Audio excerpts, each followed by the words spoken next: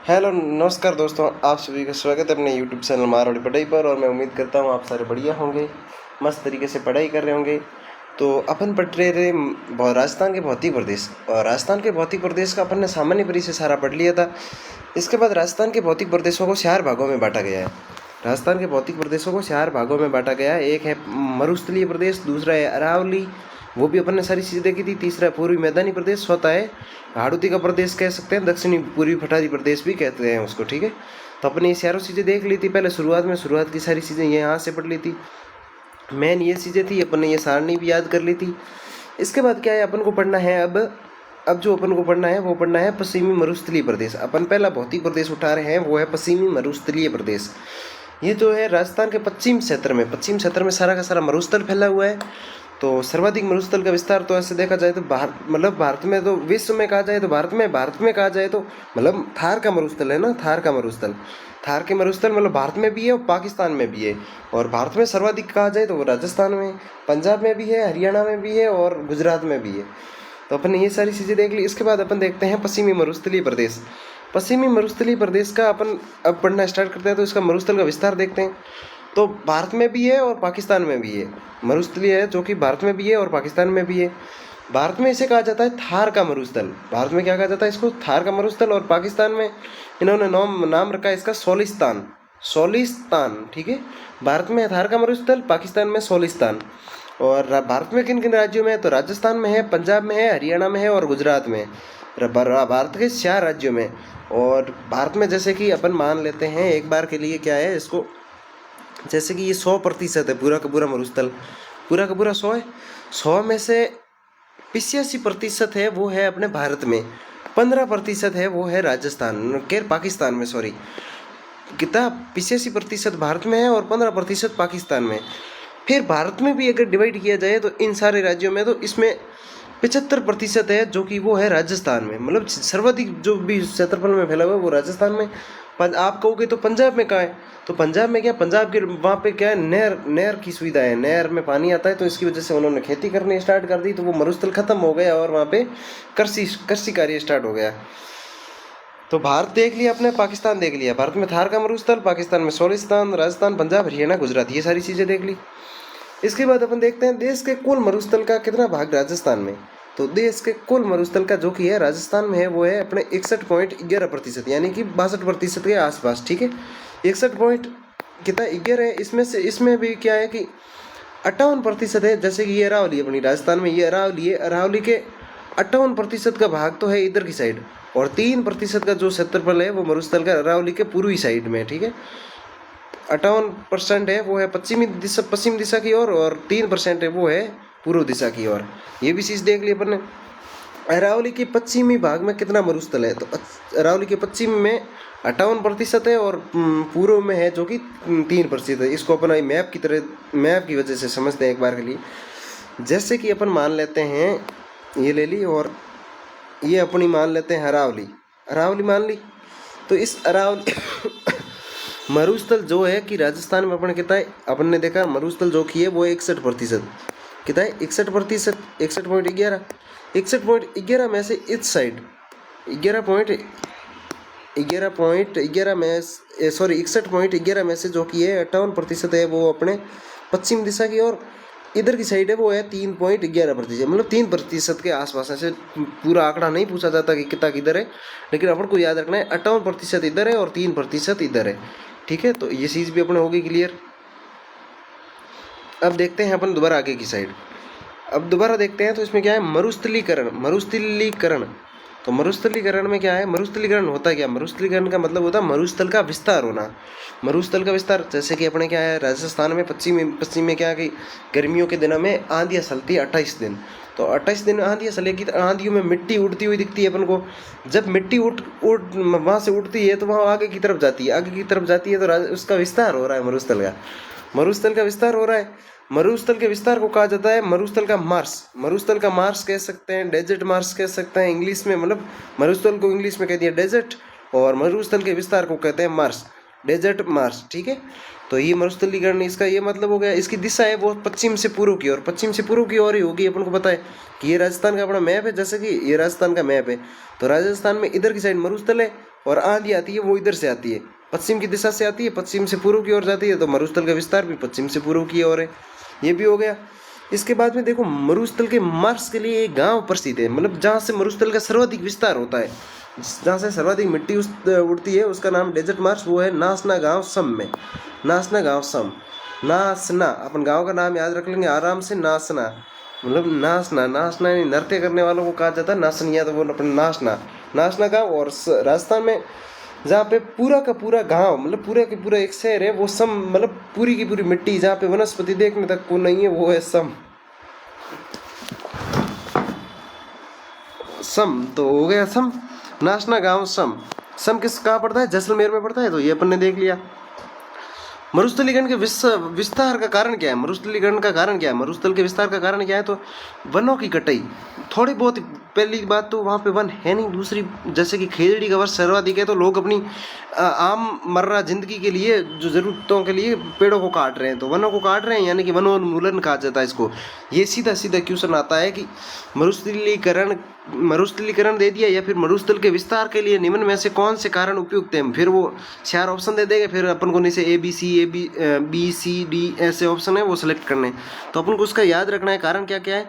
वनों को काटना, वनोन्मूलन करना, निर्वनीकरण यानी कि वनों को समाप्त करना। वनों को काटना वो एक ही बात है, लेकिन वनों को पूरी तरह से समाप्त कर देना, वनों की कटाई। और अत्यधिक पशुचारण, सर्वाधिक पशुचारण जैसे कि क्या है कि देखो अपने क्या है कि उधर सारा का सारा मरुस्थल है, तो मरुस्थल में क्या है छोटी छोटी घास उत्पन्न होती है, तो उस घास में क्या है सर्वाधिक पशुचारण किया जाता है। तो पशुओं के क्या पैरों से वो सारी की सारी घास दब जाती है या फिर उखड़ की बाहर आ जाती है, तो वहाँ पे क्या वो कोई भी पेड़ पौधे घास वगैरह वो सारे क्या बड़े नहीं हो पाते हैं। तो ये अत्यधिक पशुचारण भी इसका कारण बन गया मरुस्थलीकरण विस्तार का, क्योंकि पेड़ पौधे नहीं होंगे तो मरुस्थल का विस्तार ही होगा। शहरीकरण या नगरीकरण, ये भी इसका कारण है, शहरीकरण और नगरीकरण। ये हो गया, तो इसका अपन ने ये सारी चीज़ें देख ली। अब उपाय क्या है? उपाय तो उपाय एक तो वनों की कटाई को रोक के वनोरोपण करना, यानी कि वनों को रोपना मतलब वनों की संख्या में बढ़ोतरी करना, तो वनों को बढ़ाना। और पशुचारण विकसित करना, पशुओं मतलब थोड़े उस पर रोक लगानी, कम करना। और मृदा संरक्षण ये भी इसका है। तो ये 3-4 इसके उपाय हो गए। अब इन चीज़ों को अपन एक बार मारवाड़ी में सारी चीज़ों को देख लेते हैं। मारवाड़ी में क्या देखो, पश्चिमी मरुस्थल अपने भौतिक प्रदेश पढ़ लिया, भौतिक प्रदेशों में 4 भाग हुआ करे, बेस चीज़ों आपको काल वाली क्लास में देख ली। मरुस्थल विस्तार मरुस्थलीकरण की है, मरुस्थली प्रदेश की है, तो मरुस्थल को विस्तार है वो है भारत और पाकिस्तान, 2 देशों में है। एक है अपने भारत में, एक है पाकिस्तान में। यूँ तो है नहीं ना कि अपने वो भारत है तो भारत के 8 मरुस्थल है, 8 मरुस्थल नहीं हो सके, ये तो बाटूड़ी से 76 बाटूड़ा है। तो भारत और पाकिस्तान दोनों में है। भारत में इनका क्या करे थार को मरुस्थल, पाकिस्तान में क्या करे इन्हें सोलिस्तान। और थार को मरुस्थल है वो भारत में है, राजस्थान में फैलुडू, पंजाब में फैलुडू, हरियाणा में फैलुडू, गुजरात में फैलुडू। 4 राज्य हो गया। देश के कुल मरुस्थल का कितना प्रतिशत भाग राजस्थान में? तो जितो भी पूरे भारत रे में है ना, पूरे भारत रे में है 100%, भी 100% में 62% है वो राजस्थान में फैलुडू। ठीक है, 62% राजस्थान में नहीं, राजस्थान में है 85%, राजस्थान में 85% है। राजस्थान रे मो ही राजस्थान का मतलब जैसे कि अपनो 4 भौतिक प्रदेश बांटा, 4 भौतिक प्रदेशों में मरुस्थल है वो है अपने 61%। ठीक है, तो 62% के आड़ बाड़ है। अरावली के पश्चिमी भाग में कितना मरुस्थल है? अरावली है, अरावली के पश्चिम में ऊनली साइड है वो 58% है, और ऊनली साइड है वो 3% है। ठीक है, हो गयो। इन बाद में मरुस्थलीकरण क्यों हुए? तो मरुस्थल का विस्तार करना या मरुस्थल का प्रसार। मरुस्थल का विस्तार हो जाता है, उसको मरुस्थलीकरण का कहते हैं। जैसे कि गर्मियों में आंधी चलती है, तो गर्मियों में आंधी वाले जन के करे थोड़ू डंड आगे बढ़ जाया करे, तो वो मरुस्थलीकरण का विस्तार हो गयो। इन वास्ते इन क्या करे मरुस्थल को मार्स कहा करे, मरुस्थल को मार्स कर दो, यहाँ पर डेजर्ट मार्स कर दो, एक ही बात है। डेजर्ट यानी मरुस्थल होया करे, अंग्रेजी में डेजर्ट कहा करे और हिंदी में मरुस्थल कहा करे।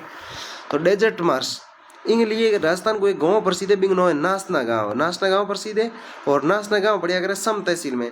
अपने के सर्दियों के टाइम में हैंग वाला टूरिस्ट आया करे, बे आया करे अपने जैसलमेर में बे आया करे सम का दौरा दे करने। ठीक है, आसी जो की मरुस्थलीकरण की दिशा की मतलब मरुस्थल को विस्तार हो रही दिशा की है। तो अपने मरुस्थल है वो है राजस्थान के ऊन है, और राजस्थान पूर्व को पूर्व है तो और मरुस्थल है विस्तार हो रही है ऊनली साइड ऊन तो पश्चिम पूर्व की तरफ अभियोग्यो। इनका कारण की है तो वनों ने काट रहा, वनोन्मूलन याद रख लियो, निर्वनीकरण याद रख लियो, अत्यधिक पशुचारण याद रख लियो, पशु और वजह घास उग नहीं पावे। ठीक है, अभियोग्यो। शहरीकरण नगरीकरण बढ़ती जनसंख्या ओ भी कारण आया करे। जबकि ओपर के ओ तो थोने याद रखनो ही रखनो शहरीकरण या नगरीकरण, क्योंकि ओ जैसे ही ओपन ऑप्शन आई रो ओपो हो यार मरुस्थल के विस्तार में इनो योगदान की करे। तो अब इन पहले काटो, बल्कि वो काटने वाला नहीं, वो बार बार जितनी बार भी आयो वो ऑप्शन भी हाथ आयो, ठीक है। तो अभी याद रखना है। उपाय के है तो वनोरोपण करना, पशु सारण विकसित करना, मृदा संरक्षण और 3-4 उपसार है, भी देख लिया। उपाय को उपसार को एक ही बात है, ठीक है। इसके बाद अपन देख लेते हैं मरु विकास कार्यक्रम। मरु विकास कार्यक्रम ये क्या, सरकार के द्वारा एक कार्यक्रम चलाया गया। इसका उद्देश्य था मरुस्थलीकरण को रोकना, मतलब मरुस्थल के विस्तार को रोकना। तो इसके लिए वो क्या कर सकते थे, पेड़ पौधे लगा सकते हैं। ऐसा तो है नहीं कि कोई दीवार खींच के आगे रख लेते कि मरुस्थल का विस्तार नहीं होने देंगे, तो वो चीज़ें पॉसिबल नहीं है। तो मरुस्थलीकरण को रोकने के लिए मरु विकास कार्यक्रम, इसका सीधा सीधा जो पूछा जाता है वो पूछा जाता है सन है इसका 1977 से 1978, ठीक है, 1977 से 1978। और इसके साथ साथ याद रखोगे सूखा संभाव्य कार्यक्रम। सूखा संभाव्य कार्यक्रम का सूचन है वो है 1974 से 75, यानी कि इससे 3 साल पहले की तरफ, ठीक है। 1977 तो 1974, 1978 तो 1975, 3 साल पहले सूखा संभाव्य कार्यक्रम। तो मरु विकास कार्यक्रम अपने देख लिया। तो कब ये 1977 से 78 के मध्य इसका वित्त पोषित, मतलब इस ये जो कार्यक्रम चलाया गया था इसमें जो पैसे लगाए गए थे, वित्त पोषित का मतलब पैसे लगाए गए थे। तो पैसे शुरुआत में तो केंद्र सरकार अपनी, यानी कि भारत की सरकार, भारत की 100% पैसे, मतलब पूरे के पूरे पैसे थे वो भारत सरकार ने लगाए थे, 100% वित्त पोषित भारत का। उसके बाद क्या हुआ कि पहले तो अपन ने देख लिया था कब शुरुआत में जो कि इसका जो वित्त पोषित था, इसमें जो पैसे लगाए गए थे वो 100% भारत सरकार द्वारा, यानी कि केंद्र सरकार द्वारा। और बाद में क्या हुआ था, 1 जनवरी 1999 को उसके बाद में क्या करा गया था कि केंद्र ने इस वित्त पोषित में राज्य का भी योगदान दे दिया। तो 1 जनवरी ये तारीख वगैरह नहीं पूछी जाती। अब तो सीधा सीधा क्या पूछा जाएगा, मरु विकास कार्यक्रम का पहले तो सन पूछा जाएगा, वो है 1977 से 78। इसका उद्देश्य तो मरुस्थलीकरण को रोकना या सूखे के प्रभाव को कम करना। और इसमें जो वित्त पोषित है वो केंद्र का कितना है और राज्य का कितना प्रतिशत है। अनुपात पूछा जाएगा तो 75-25। और अनुपातों में इसको बांटना हो तो अनुपात का मतलब होता है कि इन संख्याओं का छोटा रूप। तो 25 से ये एक बार कट जाती है, 25 से ये 3 बार, ये तो फिर बाद में जैसे गणित लगाना का है तो वो हो जाती है, ठीक है। ये हुआ था 1999 के बाद, इस सन याद रखने की कोई ज़रूरत नहीं है। तो मरु विकास कार्यक्रम में जिले कितने शामिल है, तो मरु विकास कार्यक्रम में 16 जिले शामिल है। कौन से, 12 तो मरुस्थलीय जिले, अपन मरुस्थल के जिले भी पढ़ेंगे तो 12 मरुस्थलीय जिले हो गए। और जयपुर हो गया, सिरोही हो गया, उदयपुर हो गया, राजसमंद हो गया। ये जिले मैंने अलग से क्यों लिखे, क्योंकि आप सिरोही तो क्या पता मान लोगे कि हाँ सिरोही है, लेकिन उदयपुर, राजसमंद और जयपुर को आप मरुस्थलीय जिले में नहीं मानोगे, लेकिन इसमें मरु विकास कार्यक्रम में ये भी शामिल है। बाकी अपना मरुस्थल किस जिलों में है तो वो भी एक बार के लिए अगर यहाँ देखा जाए तो अपन एक बार के लिए ऐसा करते हैं, ये मैप बनाते हैं। ये अपना मैप हो गया और इस मैप में ये जैसे ये हाड़ौती का क्षेत्र हो गया और ये अपना पूर्वी क्षेत्र हो गया, ये उत्तर की दिशा में। अब अपन को याद रखेंगे जिले देखे, श्री गंगानगर है, हनुमानगढ़ है, सुरू है और शेखावाटी का सीकर है, सुरू है और झुंझुनू है। ये सीकर सुरू झुंझुनू हो गए। और यहाँ पे अपने जैसे कि हनुमानगढ़ देख लिया अपने, तो यहाँ पे श्री गंगानगर देख लिया, बीकानेर देख लिया, फलोदी देख लिया, जोधपुर, जैसलमेर, बाड़मेर, बालोतरा और ये जालोर, सिरोही, तो ये सारे जिले भी आ जाते हैं। नागौर का भाई डीडवाना, कुचामन, ये सारी चीज़ें अपन ने देख ली। तो ये जिले सारे मरुस्थल में आते हैं, तो ये मरुस्थलीय जिले हो गए। तो इनको भी अपन आगे डिटेल में देख लेंगे सारी चीज़ों को। तो मरु विकास कार्यक्रम देख लिया। इसके बाद अपन देख लेते हैं सूखा संभाव्य कार्यक्रम। कौन सा देखेंगे, सूखा संभाव्य कार्यक्रम। सूखा संभाव्य कार्यक्रम है वो 1974 से 75 के बीच, 1974 से 75 के बीच में सूखा संभाव्य कार्यक्रम चला गया था। इसमें वित्त पोषित देखा जाएगा तो वो केंद्र और राज्य में देखा जाएगा तो 75 और 25 दोनों में सेम है वर्तमान में, तो ठीक है। तो ये देख लिया। इसके बाद अपन बहुत ही इंपॉर्टेंट चीज़ें देखेंगे, वो है मरुस्थल का विभाजन। मरुस्थल है, देखो राजस्थान में पहले तो भौतिक प्रदेशों को 4 भागों में डिवाइड किया गया। इसके बाद में मरुस्थल को ही 2 भागों में डिवाइड किया गया, एक शुष्क मरुस्थल, एक अर्ध शुष्क मरुस्थल। शुष्क मरुस्थल में होता है कि इसमें बारिश होती है वो 0 से 20 सेंटीमीटर के मध्य, मतलब 0 एकदम सूखे टाइप सी न के बराबर बारिश होती है, वो 0 से 20 में शुष्कतम मरुस्थल में आ गया। और 20 से 40 के बीच, 20 से 40 सेंटीमीटर के बीच जो वर्षा होती है वो होती है अर्ध शुष्क मरुस्थल में। ठीक है, तो शुष्कतम अर्ध शुष्कतम दोनों देख लिए। अब अपन क्वेश्चन क्या पूछा जाता है कि मरुस्थल को दो भागों में बांटने वाली समवर्षा रेखा, तो 25 सेंटीमीटर समवर्षा रेखा के आधार पर इन दोनों को बांटा गया है। तो ये आप याद रखना, 25 सेंटीमीटर समवर्षा रेखा, 25 सेंटीमीटर समवर्षा रेखा ये जैसे कि सेंटर की है, इससे इधर की साइड जो पश्चिम की दिशा में वो शुष्कतम, पूर्व की दिशा में वो अर्ध शुष्कतम, मतलब शुष्कतम में शुष्क मरुस्थल, शुष्क मरुस्थल में न के बराबर बारिश होती है और इससे थोड़ी सी अधिक बारिश होती है, तो इसको कहा जाता है अर्ध शुष्क, मतलब आधा सूखा सूखा। ठीक है, ये हो गया अपने। इसके बाद अपन देख लेते हैं देखो 25 सेंटीमीटर है, वो तो क्या करती है, मरुस्थल को दो भागों में डिवाइड करती है, मरुस्थल को दो भागों में डिवाइड करती है, दो भागों में बांटती है, वो तो है 25 सेंटीमीटर समवर्षा रेखा। 25 का अपन डबल करेंगे तो हो जाएगा 50 सेंटीमीटर समवर्षा रेखा। 50 सेंटीमीटर समवर्षा रेखा है वो राजस्थान को दो भागों में डिवाइड करती है। ठीक है, 25 सेंटीमीटर करती है मरुस्थल को, 50 सेंटीमीटर करती है वो राजस्थान को। तो ये राजस्थान को दो भागों में बांटने वाली समवर्षा रेखा को कहा जाता है 50 सेंटीमीटर समवर्षा रेखा, ये हो गई। इसके बाद अपन देख लेते हैं शुष्कतम मरुस्थलीय प्रदेश, शुष्कतम मरुस्थलीय प्रदेश। ठीक है, पहले अपन ने मरुस्थल देख लिया, मरुस्थल में अब देखो शुष्क मरुस्थल, अर्ध शुष्क मरुस्थल। अब शुष्क मरुस्थल को पूरा पढ़ने के बाद में अर्ध शुष्क मरुस्थल पढ़ेंगे। ठीक है, शुष्क मरुस्थल, शुष्क मरुस्थल है बालू का स्तूप के आधार पर, इसमें क्या है कि धोरों के आधार पर ये भी शुष्क। देखो पहले तो मरुस्थल था नहीं, पहले तो पूरा राजस्थान, पूरे राजस्थान में अपन देखेंगे तो 4 भौतिक प्रदेश, कौन कौन से, मरुस्थल प्रदेश, अरावली, पूर्वी मैदानी प्रदेश, दक्षिणी पूर्वी पठारी प्रदेश, 4 हो गए। इसके बाद अपन ने मरुस्थल को उठाया सबसे पहले, तो मरुस्थल में शुष्क मरुस्थल, अर्ध शुष्क मरुस्थल, ये देख लिया। अब इसके बाद अपन शुष्क मरुस्थल लेंगे, तो शुष्क मरुस्थल भी दो भागों में डिवाइड होता है, शुष्क मरुस्थल दो भागों में डिवाइड होता है। शुष्क मरुस्थल दो भाग कौन कौन से, एक है वो है बालू का स्तूप के आधा, बालू का स्तूप मुक्त क्षेत्र, दूसरा है बालू का स्तूप युक्त क्षेत्र। एक है मतलब एक में तो है बालू का स्तूप मुक्त, का मतलब है जहाँ पे धोरे नहीं है, सीधा सीधा मरुस्थल फैला हुआ है, वो है बालू का स्तूप मुक्त प्रदेश, ये हो गया। और दूसरा है वो है बालू का स्तूप युक्त प्रदेश, बालू का स्तूप मुक्त और बालू का स्तूप युक्त प्रदेश, दो भाग हो गए। बालू का स्तूप मुक्त प्रदेश है वो है अपना 41 पॉइंट, इनका प्रतिशत पूछा जाता है, क्या पूछा जाता है, प्रतिशत। वो है देखो बालू का स्तूप मुक्त प्रदेश, यानी कि मरुस्थल पूरा, मरुस्थल में हर जगह आप देखोगे तो धोरे ही धोरे हैं, तो धोरे ही धोरे मतलब ज़्यादा धोरे हैं, तो ज़्यादा धोरे होने की वजह से बालू का स्तूप युक्त प्रदेश है वो है 58.50%, 58.5 भी कह सकते हैं, 58.50 भी कह सकते हैं, तो 58.50% है वो बालू का स्तूप युक्त है। मतलब पूरे मरुस्थल में 58% ऐसा भाग है जहाँ पे धोरे ही धोरे हैं। ठीक है, समझ गए आप। और बालू का स्तूप मुक्त प्रदेश है वो है 41.50%, यानी कि यहाँ पे धोरे नहीं है, 41.50% ऐसा भाग है जहाँ पे धोरे नहीं है। तो ये बात आपको समझ में आ गई होगी। अब मरु विकास कार्यक्रम के उद्देश्य, ये भी अपन है ना एक बार के लिए इसको देख लेते हैं, 2 बार अपन मारवाड़ी भाषा में सारी चीज़ को देख लेंगे। मरु विकास कार्यक्रम था वो अपन ने यहाँ पे सारा का सारा देखा था, इसके अपन ने उद्देश्य देख लिए थे, लेकिन यहाँ पे मरु विकास कार्यक्रम के दोबारा उद्देश्य है, उसमें थोड़े और बाकी थे, वो देख लेते हैं। एक तो उसका उद्देश्य है वो है जल संरक्षण करना, जल संरक्षण यानी पानी का संरक्षण, पानी को बचाए रखना, इसके लिए भी कुएं वगैरह बहुत सारी चीज़ें तैयार की जाएगी। पशुपालन को बढ़ावा देना, वनों का विकास करना, ग्रामीण विद्युतीकरण, मतलब इसका ऐसा नहीं है कि वो 2-3 उद्देश्य है, तो ये और भी उद्देश्य हैं। तो ग्रामीण विद्युतीकरण करना, भू संरक्षण करना, भू जल संरक्षण करना, ये सारे इसके काम है, तो ये भी अपन ने देख लिए।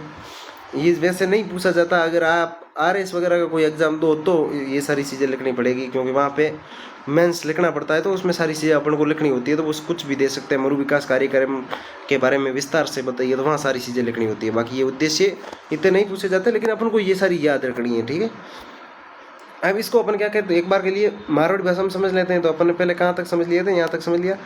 तो आपने क्या हो कि मरु विकास कार्यक्रम, ये मरु विकास कार्यक्रम चलायो बिंग सरकार उद्देश्य राखियो वो मरुस्थलीकरण ने रोकनो, मेन उद्देश्य हो वो मरुस्थलीकरण ने रोकनो, यानी कि मरुस्थल ऐसा कि धूड़ उड़िया करे बिन रोकनी, और दोरोड़ क्षेत्र कम राखना है, सिटी वगैरह बड़ी चीज़ों ज़्यादा राखनी। ठीक है, तो वो क्यों सूखे के प्रभाव, मतलब के बारिश कम हो रही है, बिंग प्रभाव ने कम करना, कम क्यों हो रही है, तो पेड़ पौधों की कमी की वजह हो रही है कम, बाकी तो कोई कारण ही नहीं है। तो पेड़ पौधों ने लगाना वगैरह वो इंगो कम उगियो बे की शुरुआत में कि इंगो सली कर दी, तो वो मरु विकास कार्यक्रम स्टार्ट किया 1977-78 में। 1977-78 में स्टार्ट कियो। इनमें वित्त पोषित है, यानी कि इनमें पहिए लगाया हुआ शुरुआत में केंद्र सरकार, केंद्र यानी भारत सरकार, एक होया करे राज्य सरकार, एक होया करे केंद्र सरकार। तो केंद्र सरकार पहिए लगाया, बे लगाया 100%, पूरा पूरे जितना पहिए लग गया पूरा पूरा एंड लगा दिया। पर यूँ नहीं कि मरु विकास कार्यक्रम एक बार चल गया फिर खत्म हो गया, वो आगे से कंटिन्यू चलते ही रहे हुए, क्योंकि अभी तक मरुस्थल खत्म थोड़ी नहीं हो ना हो सके तो भी मैं कोशिश होगी जा रही। तो भी अब की अब जो कोई पहिया लगा रही है अभी केंद्र यानी भारत सरकार लगा रही है 75%, राज्य सरकार लगा रही है 25% हो गयो। और इनमें जिला कितना है तो 16 जिला, 12 जिला तो मरुस्थली में बताई थी, याद रखना है बस, यूँ याद रखना 16 जिला टोटल। 16 में अगर सिरोही, उदयपुर, राजसमंद और जयपुर योग्य 4 जिला अलग हुए देख लिया, क्यों बाकी वाला तो अब देख लिया धोरा कौन कौन फैलूड़ा है, अरावली मुन जितना भी क्षेत्र है तो मी में फैलूड़ा है। बिग बाद में सूखा संभाव्य कार्यक्रम और स्लीव 1976-75 में वित्त पोषित दोनों में बराबर है, 75-25 और हम केंद्र के तो राज्य के हो जाएगा बेसिस, ठीक है। इंसान याद रखना 3 साल पहला सूखा संभाव्य कार्यक्रम। मरुस्थल का विभाजन, मरुस्थल यानी जो है धोरा है वो में भी विभाजन क्यों है, पहला कि एक है शुष्क मरुस्थल, एक है अर्ध शुष्क मरुस्थल। और दो बाटिया करे वो बाटिया करे 25 सेंटीमीटर समवर्षा रेखा आधार माता बाटूड़ा है, बे देख लिया वो 25 सेंटीमीटर समवर्षा रेखा। एक चीज याद रखनी बार बार पूछिया करे, वो पूछिया करे 25 सेंटीमीटर समवर्षा रेखा। मरुस्थल ने 2 भागों बांटे, मरुस्थल ने 2 भागों बांटे, एक शुष्क मरुस्थल एक अर्ध शुष्क मरुस्थल। और 50 सेंटीमीटर समवर्षा रेखा है वह राजस्थान को 2 भागों में बांटती है, यानी कि 50 सेंटीमीटर है वो तो राजस्थान को 2 भागों में बांटती है, और 25 सेंटीमीटर समवर्षा रेखा है वो अपने मरुस्थल को 2 भागों में बांटती है। ये चीज़ अपन ने देख ली। इसके बाद अपन देख लेते हैं शुष्क मरुस्थलीय प्रदेश। शुष्क मरुस्थलीय प्रदेश यानी कि वो भी 2 भागों में बांटूड़ा है, तो एक है बालू का स्तूप मुक्त प्रदेश, एक है बालू का स्तूप युक्त प्रदेश। मुक्त प्रदेश यानी कि धोरा है कौन बटे, और युक्त यानी है बट धोरा है, तो के मरुस्थल पूरे में धोरा ज्यादा है तो 58.50% होगी बालू का स्तूप युक्त प्रदेश, और बालू का स्तूप मुक्त प्रदेश है वो 41.50% होगी। बिंग बाद आप मरु विकास कार्यक्रम उद्देश्य देखिए, वे भी देख लिया। अब अपन फिर आते हैं बालू का स्तूप मुक्त प्रदेश। अब बालू का स्तूप मुक्त प्रदेश को उठा लिया, इसके बाद अपन बालू का स्तूप युक्त प्रदेश देख लेंगे। तो बालू का स्तूप मुक्त प्रदेश है वो अपना है 41.50%। ये अपन ने देख लिया था कि धोरे कम है, आपको इस तरीके से याद रखना है, इस पे प्रतिशत पूछा जाता है। ये हो गया बालू का स्तूप युक्त में भी अब देखेंगे मतलब अलग अलग चीज़ें, जैसे कि हमादा देख लेंगे, फिर मतलब बहुत सी चीज़ें लाठी सीरीज वगैरह सारी चीज़ें देखेंगे। इसमें अपन सबसे पहले देखेंगे हमादा। हमादा सट्टानी मरुस्थल, ये क्या है? सट्टानी मरुस्थल है, इसका विस्तार है वो है पोखरण, फलोदी और बालोतरा। पोखरण, फलोदी और बालोतरा ये 3 जिलों में फैला हुआ है, ये हमने अपन ने देख लिया। और बालू का टीलों का यहाँ पे क्या है अभाव है, यानी कि धोरे बहुत कम है, ये हो गया। और इसका विस्तार है वो है पोखरण, फलोदी और बालोतरा, ये देख लिया। और इसकी स्थिति है वो है शीश क्या है, अपन ये दोबारा चीज़ें देख लेते हैं एक बार। हमादा बालू का स्तूप मुक्त प्रदेश है वो अपन दोबारा देख लेते हैं। तो अब अपन करते हैं इसको दोबारा देखना शुरू। बालू का स्तूप मुक्त प्रदेश अपना कितना है 41.50% है, ये अपन ने पहले भी देख लिया था। इसके बाद में इसको डिवाइड किया जाता है एक हमादा, ये इसके मतलब बहुत सी चीज़ें आएगी तो अपन आगे से आगे पढ़ते जाएंगे। हमादा धोरों को भी अलग अलग नाम दे दिया गया। हमादा मतलब क्या है कि ऐसा नहीं है कि ये कोई अलग से क्षेत्र है, यहाँ पे क्या है धोरों को अलग अलग नाम दे दिया है। तो सट्टानी मरुस्थल है, इसको सट्टानी जहाँ पे मतलब फाड़ भाकरों की तरह बना हुआ है वो सट्टानी मरुस्थल हो गया। इसका विस्तार है वो है पोखरण, फलोदी और बालोतरा। पोखरण, फलोदी और बालोतरा इसकी ये जो स्थित है इसको कहा जाता है सीज यानी यहाँ पे पूरे में फैला हुआ है वो है solar energy enterprises zone, SEEZ. तो ये अपने यहाँ से देखते हैं क्या है, ये सट्टानी मरुस्थल है, ये कहाँ फैला हुआ है, फलोदी, पोखरण, बालोतरा। फलोदी, पोखरण और बालोतरा, ये बालोतरा देख लिया, ये पोखरण देख लिया, ये फलोदी देख लिया, ये हो गया। बहुत सी मतलब ये चीज़ें जैसे कि रटने वाली चीज़ है। इसमें देखो हमादा के बाद सट्टानी मरुस्थल मतलब सीधा दिया होगा, हमादा को सट्टानी मरुस्थल कहा जाता है। विस्तार इसका पोखरण, फलोदी, बालोतरा है। स्थिति चीज सोलर एनर्जी एंटरप्राइजेज जोन हो गया। अब अपन देख लेते हैं एक नोट, मगरा क्या होता है। मगरा है वो है बालोतरा से पोखरण तक अवशिष्ट पहाड़ियाँ। मगरा क्या है, बालोतरा से लेकर पोखरण जैसलमेर तक अवशिष्ट पहाड़ियाँ।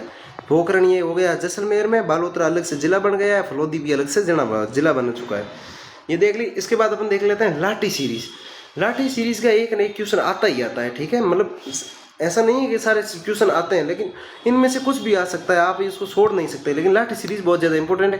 पहले तो ये लाठी सीरीज है कहाँ पर, तो लाठी सीरीज है वो है जैसलमेर में।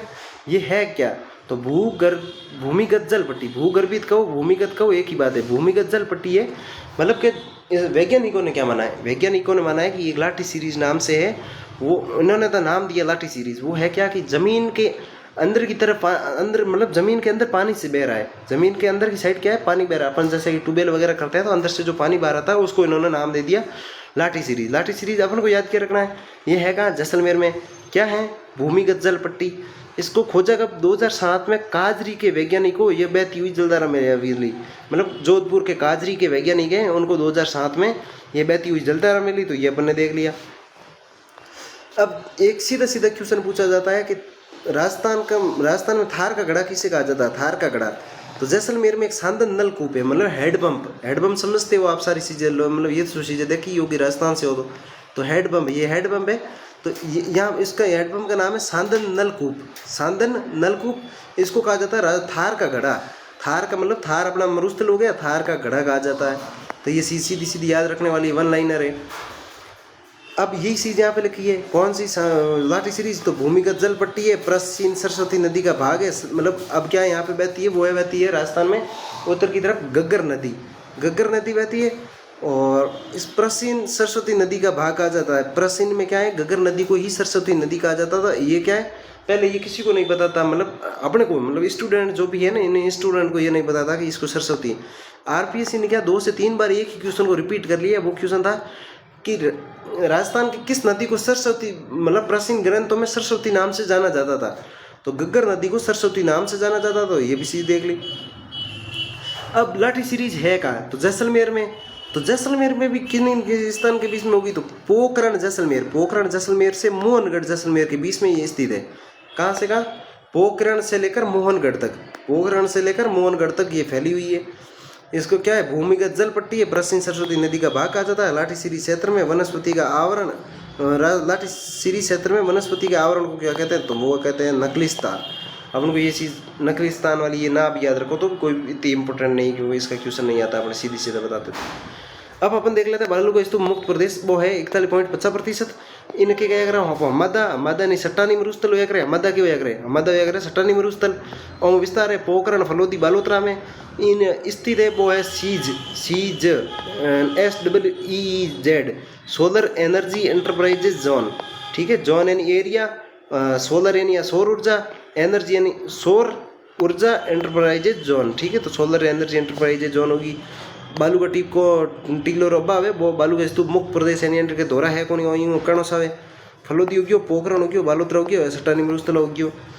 मगरा के वजह करे तो मगरो है वो बालोतरा से पोखरण तक अवशिष्ट पहाड़ियों है, वो मगरो गया करे।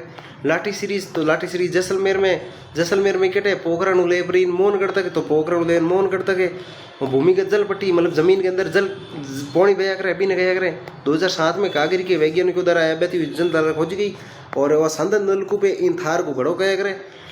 बाटाड़ू का कुआ बाड़मेर, ये 2 चीज़ याद रखियो, क्या याद रखनी, एक सांदन नलकूप है थार का गढ़ा, एक बाटाड़ू का कुआ बाड़मेर है, बिन के रेगिस्तान को जलमहल। इनके क्या करे, रेगिस्तान को जलमहल, इनके थार को गढ़ो। सांदन नलकूप है वो थार का गढ़ा, बाटाड़ू का कुआ बाड़मेर, रेगिस्तान का जलमहल। पता नहीं इसको जलमहल क्यों कहते हैं, बाकी यहाँ पे जाके आप देखोगे तो कुछ भी नहीं है, ऐसा नॉर्मल सा बना हुआ है, बाकी है कुछ नहीं। ठीक है, आप गूगल करके देख लेना बाटाड़ू का कुआ, आपको याद हो जाएगा। इसके चक्कर में रेगिस्तान का जलमहल के, आप मुझे ये बता देना इसको रेगिस्तान का जलमहल कहते क्यों है।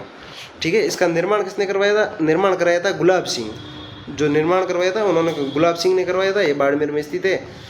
इसके बाद अपन देख लेते हैं सेवन घास, मरुस्थल में है ना सेवन घास है, ये लाठी सीरीज है, ये जो पोखरण से लेकर मोहनगढ़ तक, तो इसके बीच में सेवन घास है। सेवन घास को क्या कहते हैं, सेवन घास को दूसरा नाम कहा जाता है लीलोण। सेवन घास यानी लीलोण। ठीक है, मतलब ये एक ही घास के नाम है, सेवन घास भी कहा जाता है, लीलोण भी कहा जाता है। ये प्रोटीन युक्त घास है, मतलब ये गाय वगैरह को देने से, खिलाने से दूध की मात्रा में वृद्धि होती है, तो ये प्रोटीन युक्त घास है। ये सेवन घास और लीलोण कहाँ है, तो ये है जैसलमेर में, तो ये भी देख लिया अपन ने। वैज्ञानिक नाम है इसका, सेवन घास का वैज्ञानिक नाम है वो है लसियारूस सिडिकस। ठीक है, गोडावण पक्षी इसमें क्या करता है, अंडे देता है। गोडावण पक्षी, गोडावण अपने राजस्थान में इसमें 3-4 जगहों पर विशेष रहा है, तो वो है गोडावण पक्षी, यहाँ पे क्या अंडे देता है। और सेवन घास को ही गोडावण पक्षी की शरण स्थली कहा जाता है। शरण स्थली यानी यहाँ पे शरण लेता है वो। ठीक है, तो ये हो गया। इसके बाद अपन देख लेते हैं 4थे नंबर पर, वो है कैक्टस गार्डन। कैक्टस गार्डन कहाँ है? जैसलमेर में। इसमें क्या है? नागमणि वनस्पति पाई जाती है। दूसरा है BSF theme park. BSF theme park वो भी जैसलमेर में। कुलधरा गांव जैसलमेर। कुलधरा गांव जैसलमेर। इसको भूतों का गांव कहा जाता है। माना जाता है कि यहाँ पे रात में जो जाता है वो दोबारा वापस नहीं आता। राजस्थान में ऐसी 2 ही जगह है, एक कुलधरा गांव और एक है अलवर में भानगढ़ किला। ठीक है, एक है भानगढ़ किला वो अलवर का, और राजस्थान का है वो है कुलधरा गांव जैसलमेर में। तो यहाँ पे लोग मानते हैं राजस्थान रात में लोग जाते हैं तो वापस नहीं आते हैं। अगर लोग जो भी भेड़ बकरियाँ सराने जाते थे वो भी वापस नहीं आए। अगर इसके बारे में आपको ज़्यादा जानना है तो ध्रुव राठी को अगर आप जानते हैं तो इन्होंने अभी 1-2 महीने पहले ही इस पर एक वीडियो बनाया था, वो आप देख लेना। वो पूरी सारी चीज़ें बता देंगे। उन्होंने लास्ट में ये भी बताया था कि ये झूठी बातें हैं, बट जो भी है वो माना जाता है, बाकी ऐसा कुछ होता तो नहीं है। ये हो गया। इसके बाद अपन देख लेते हैं खड़ीन। खड़ीन भी बहुत इंपॉर्टेंट चीज़ है। खड़ीन तो आपको याद रखनी। खड़ीन ठीक है, ये परंपरागत जल संरक्षण पद्धति है। मतलब बहुत लंबे टाइम से चली आ रही। परंपरागत यानी कि परंपरा, मतलब बहुत लंबे टाइम से चली आ रही है वो जल संरक्षण पद्धति है। पालीवाल ब्राह्मणों द्वारा, पालीवाल जाति थी जो कि ये खड़ीन नाम से खेती करती। खड़ीन से मतलब क्या करती थी? पहले जल को संग्रहित करती थी, इसके बाद खेती में यूज लेते, बोले पेड़ पशुओं को पिलाने में कुछ भी करते तो वो खड़ीन के द्वारा करते थे। तो पालीवाल ब्राह्मणों द्वारा खड़ीन कृषि भी कहा जाए तो भी पालीवाल ब्राह्मणों द्वारा, और खड़ीन क्या है तो परंपरागत जल संरक्षण पद्धति भी कहा जाए तो भी वो यहाँ पालीवाल ब्राह्मणों द्वारा। और ये पालीवाल ब्राह्मण कहाँ रहते थे? तो ये जैसलमेर में। खड़ीन भी पूछ ली जाए तो वो भी जैसलमेर में। ठीक है, इसके बाद अपन देख लेते हैं Akal wood fossils park. Akal wood fossils park तो वो कहाँ है? आकलगांव जैसलमेर में। आकलगांव जैसलमेर में। और इसको कहा जाता है नेशनल जीवाश्म पार्क भी कहे या आकलवुड फॉसिल्स पार्क कहे। वुड यानी लकड़ी हो जाएगा। वुड का मतलब होता है लकड़ी।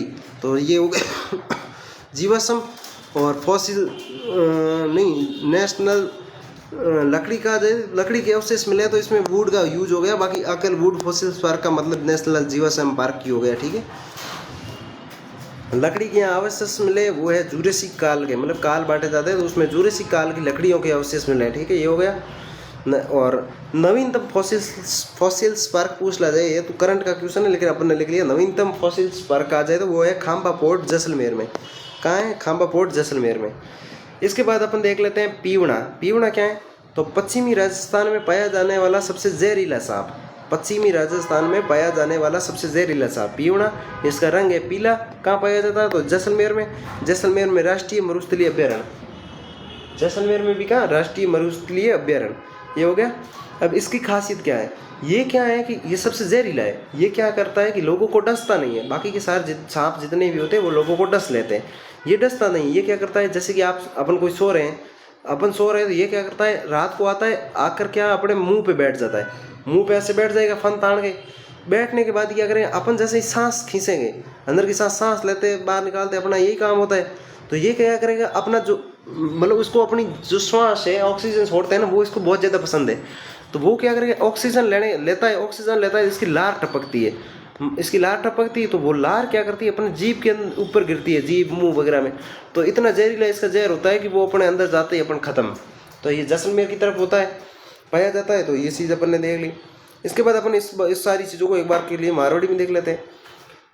पहला की देखियो आप लाठी सीरीज देख ली। जैसलमेर में भूमिगत जल पट्टी है, जमीर में पानी बया करे, बीने गया करे। लाठी सीरीज 2007 में काजरी वैज्ञानिक बेहतरीन खोजी इंग विस्तार कटन पटे। तो पोखरण लेप्रोन मोहनगढ़ जैसलमेर के विषय में। पोखरण भी जैसलमेर में, मोहनगढ़ भी जैसलमेर में। ठीक है। अब प्राचीन सरस्वती नदी का भाग, यानी गगर नदी नहीं सरस्वती नदी का था, तो प्राचीन सरस्वती नदी भाग है। सांदन नलकूप है ना, ये हैंडपंप है, बिंगो नो है सांदन नलकूप। बीने क्या करे? थार को गढ़ो। ठीक है। अभी देख लियो बिंग बाद में बाटड़ू का कुआ। बाटड़ू कुआ है वो है बाड़मेर में। इनके क्या करे? रेगिस्तान का जल महल। रेगिस्तान का जल महल देख लियो। इनको निर्माण करायो वो करायो गुलाब सिंह। तो इन गूगल करन देख लियो, जन थनो याद उची आ रहा हूँ। सेवन घास या लीलोण। तो सेवन घास या लीलोण है वो प्रोटीन युक्त घास है, जैसलमेर में पाई जाए। मतलब इनमें धापन प्रोटीन है, कोई खाए ले पशु तो बिंग बाद में दबा एनर्जी आती है। ठीक है। और इन वैज्ञानिक नाम है वो है लसियारू सिडिकस। और इनमें गोडावन पक्षी है वो अंडा दिया करे। और गोडावन ने ही इन्हें शरण स्थली, मतलब गोडावन की शरण स्थली क्या करे? सेवन घास ने। और ये देख लिया। इन बाद में कैक्टस गार्डन है वो जैसलमेर में। नागमणि वनस्पति पाई है। बीएसएफ पार्क थीम पार्क है वो जैसलमेर में। वन लाइनर चीज़ों अपने नोट्स है जो समझाने वाली कुछ चीज़ को नहीं। बिंग बाद में कुलदरा गाँव जैसलमेर में इन भूतों को गाँव कह करे, भूत मतलब इन रात कोई जाया नहीं करे। और खड़ी इन परंपरागत जल संरक्षण पद्धति है पालीवाल ब्राह्मण द्वारा अटके करता पौनी ने मतलब एक करना तालाब जड़ तालाब बना लेता और बिंग मोबाइल पानी एक तरीत करता। बिंग बाद में अगर खेती भी करनी होती तो भी कॉम में लेता, मतलब खड़ी इन खेती भी यही करता है, हैंग चीज़ें ये ठीक है। पालीवाल ब्राह्मणों द्वारा 8 है आकल वुड फॉसिल्स पार्क, वो है आकल गांव जैसलमेर में नेशनल जीवाश्म पार्क कहा करे, लकड़ी रा अवशेष मिले है और जुरेसिक काल कहा करे ठीक है। नवीनतम फॉसिल्स पार्क खांबा पोर्ट जैसलमेर में।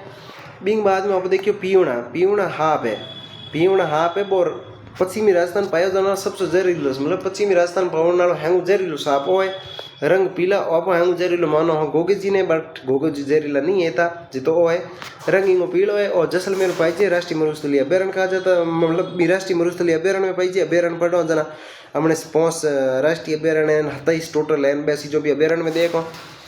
इंग बाद ओ पीवना साहब की करके जहरीलो की करे तो ओ की करे आप हुता हो जना अपने माता आप रो ऊपर ले लो ना क्या करे बे ले लो ऊपर मौज है बरी जना खत्म हो जियो।